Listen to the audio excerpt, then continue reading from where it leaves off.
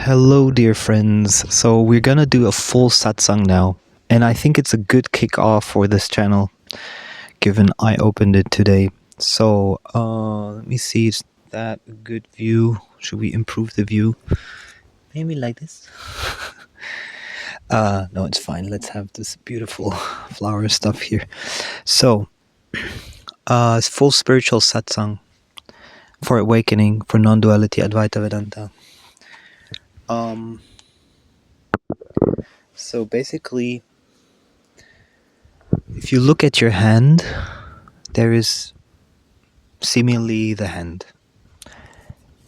But what is aware of the hand? It's not just the thought that it's aware of the hand. There's a consciousness which is aware of the hand. And try to look at the hand without using a word or without thinking about the hand. And then ask yourself, what is aware of that hand? What is that which is here aware? And do you recognize that awareness, the seeming awareness, is non-broken, it's unbroken. It's not like it has a beginning or an end. It's always there. See, no matter where you look, that unbroken awareness is always there. And that's like the first kind of thing you want to look at. So you're like, okay, so my unbroken awareness is here. Now, the fallacy begins when you have a thought which thinks I have an awareness. Okay, so it's like a person thinking that you have this awareness. It's like thinking the body has a consciousness, and that's where the fallacy begins. Because what in reality happens is you are that consciousness which is observing the hand. You're not the hand. The hand is just an appearance inside of that consciousness, and that's the very important distinction. So it's consciousness or awareness is not something you have, it's what you are, and it's actually observing everything else. It's observing the body. If I cut off the hand, the awareness is still there. The beingness is still there. And that goes even deeper in the sense like, even if you close your eyes, the beingness is there. It's unbroken. So fundamentally, the beingness is what you are and what makes everything perceivable. Without beingness, you would not be aware of anything. And then, as a tool, you have the body, which is like seemingly experiences. But in reality, it's the consciousness which you are that is experiencing the body. But you cannot really say you are the body. It's just an experience of what you have as a consciousness.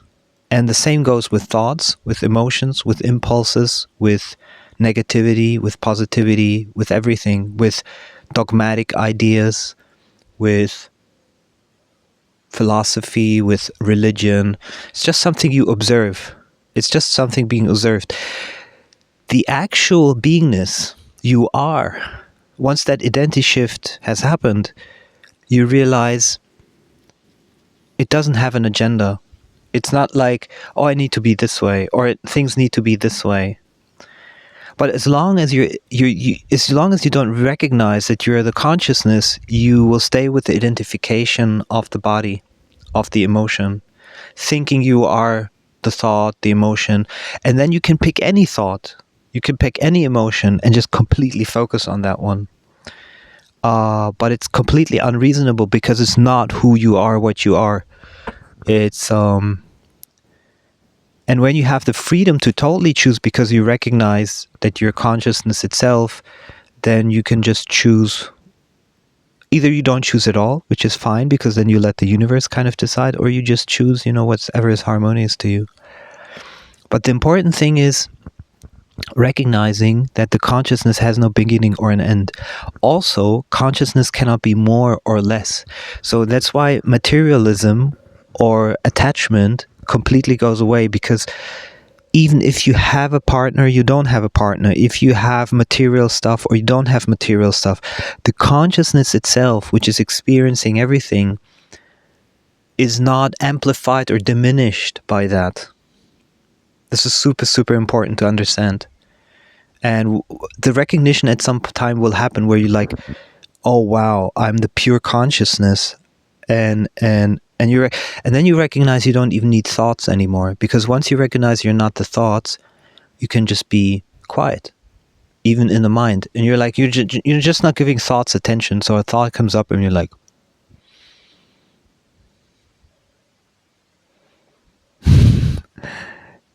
just being empty.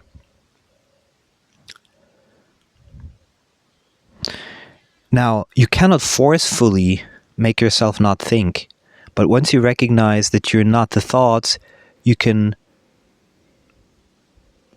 choose to not engage with thoughts. And at some point, it becomes natural to just be quiet, because you recognize you don't need to give thoughts any attention. But even if you do, once you recognize that your consciousness, literally everything is more like softer. Nothing really pulls you in that strong. And it's much more peaceful. Especially you can have joy then almost all the time, because joy and love is naturally inherent to the consciousness, to the beingness you are. And I had 2 or 3 of these strong awakening realizations. So the first one was 10 years ago, after listening to Muji for over a year. And then I was riding to a lake, and I was riding back from the lake, and I was riding very fast. And suddenly the clarification came to you. So I was like, oh, consciousness is not going to be more just because I arrive at home. So I realized I can like cycle super slow. So I was getting slower and slower and slower. At some point I was as slow like a child that is not coming out of school and doesn't want to yet rush home. I was so slow that suddenly everything started to become beautiful around me. So experiences like that happened a couple of times then after, where the realization you are consciousness kind of really kicks in, and you recognize that there's literally no point in attaining anything. Like, I don't need this because it doesn't make me more than I already am. I am already as conscious. Consciousness is like a full glass. It can never be less or more, and you cannot even put like even a tiny drop on top of it. It's already full. And the funny thing is, it was always there. It's not like it suddenly appeared and then disappeared, or that because you become aware of it, it becomes more. You actually were always that. You just weren't aware of it. So becoming aware that you are beingness right here, right now, and that literally nothing can affect that beingness. Whatever happens, that beingness stays. And the more you abide or marinate then in this beingness, just by sitting empty, empty, empty, empty, the more seemingly the energy body starts to open up. You start to receive heart intuition information from the top and so forth. But it's not what you're searching, it's just something that happens from staying empty.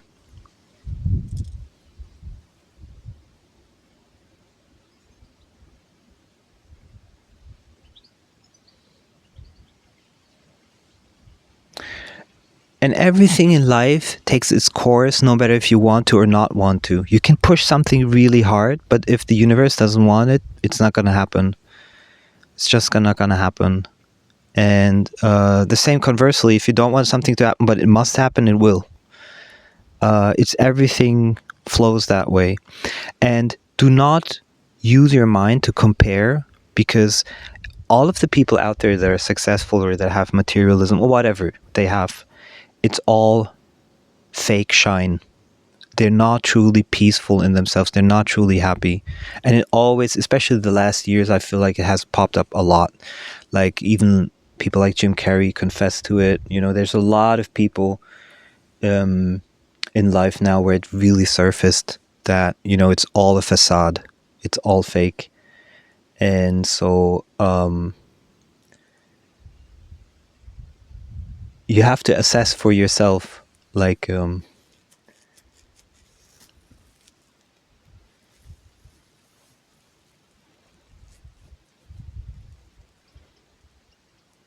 only truly letting go allows you to move into a frequency where things then truly can happen, like the magic of the universe.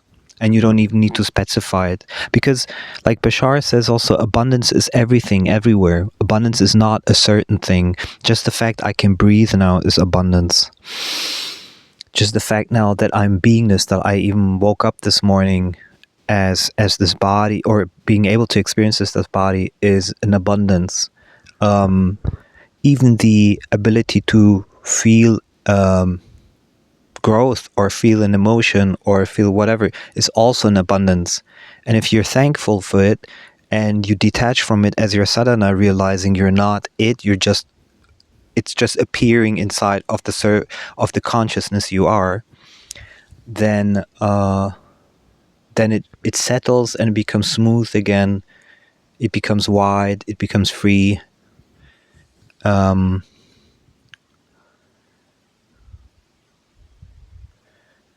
And it's unaffected then. It's always unaffected. And everybody has this. You have it right now. Your beingness, you have it right now. No, you are that. It's always semantics, because you are that right now.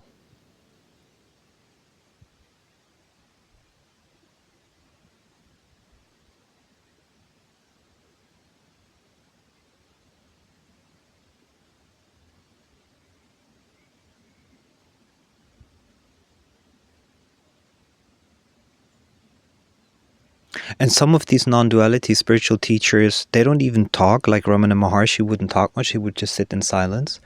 Because what is it that truly makes another soul awaken? I say it's like 4 steps. So somebody unless you awaken by yourself, the soul awakens to itself by itself. Somebody has to tell you you're not that. Then you can be like, interesting. I didn't think about that. Second thing is you must trust that. Third thing is you investigate it and you're like, okay, am I truly the beingness? And the fourth thing is the awakening, where you recognize, oh wow, it's really that. Where I call it the kickback. The kickback is really where just consciousness is present, which you already have. It's already here. It was always here. But it suddenly recognizes that the consciousness is observing the person, the body, the emotions, everything. And it was never the other way around.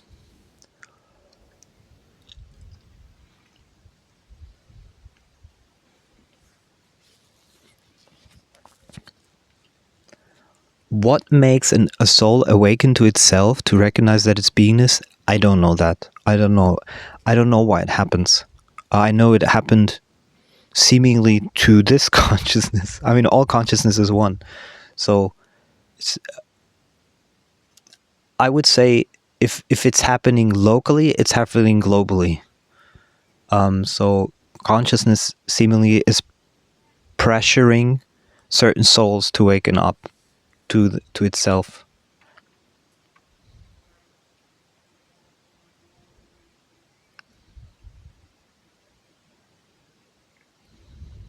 And the field is mostly recognizable to animals and children. Like I was in a store just the other day, and there was like a mom holding her baby, and the baby was like, yay, was trying to reach out to me. And this happens a lot when I'm super like present, not in thoughts at all. Then it happens a lot. Then also animals are very much drawn to it. But it doesn't matter. It can be that I fall also into thoughts and emotions depending on what pulls me. And but you always have to use it like as your sadhana and be like, okay, this pulls me really strongly right now, and I know that I'm caught in it. So let's slow down, let's back up and see like, okay, I can feel this in my body. My body is burning. My body is in this emotion. It's so super strong. But the consciousness which I am, in which everything is happening on the surface, is that affected, and you really have to go get back to that recognition over and over and over again, and then suddenly it becomes like oh really, the beingness is not affected. And sometimes it can be super tough, especially if it's about love, about attachment, about like deep attachment, romance, codependency, karmic wounds. Then it can be super tight. And then, but you can use that tightness. It's like almost like alienating. It's almost alienating yourself, because you recognize the tightness is too much. So it's auspicious, because you can be like, okay, that it makes like the contrast between the beingness which you are and the surface level experience of the tight body makes almost the contrast bigger. So there's the opportunity to recognize that the consciousness which you are was never affected by it.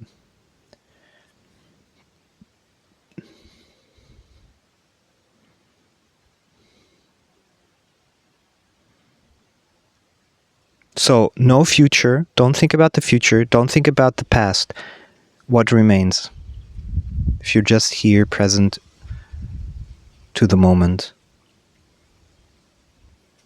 No thoughts. You're not using words. You're not using thoughts. You're not going into future and you're not going into present. What remains here?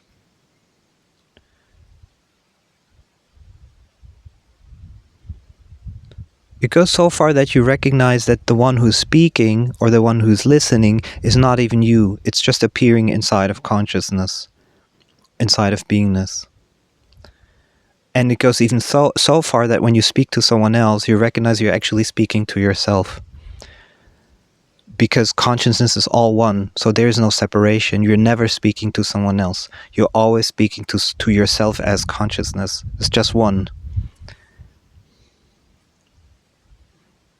That's why so many of these teachers then, if they're truly awakened, enlightened, they just stay silent. Because who's teaching who in that sense, if it's clear that everything is one?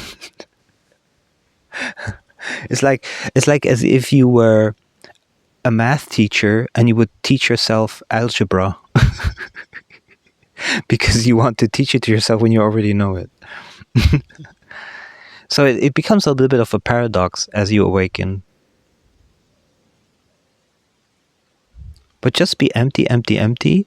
And one of my favorite exercises is do absolutely zero effort right now. Zero effort whatsoever. Not even think about it. Just zero effort right now. Okay, when a thought pumps up or an emotion pops up, you recognize that there's some effort going there, right? So even drop that effort. And once you drop that effort, even drop the effort of no effort. So you're kind of like totally like, I sometimes say it's like a lobotomy. Like you don't have a brain. It's like totally empty.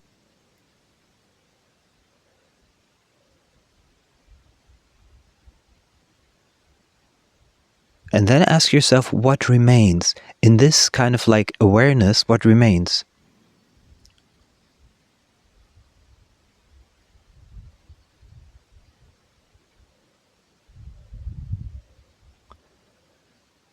And you recognize that the only thing that remains is beingness and awareness itself. There's nothing else anymore.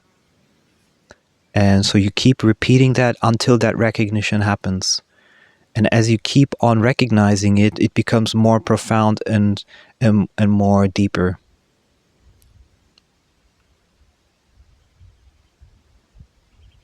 That's the first spiritual awakening thing. Then we go back to music.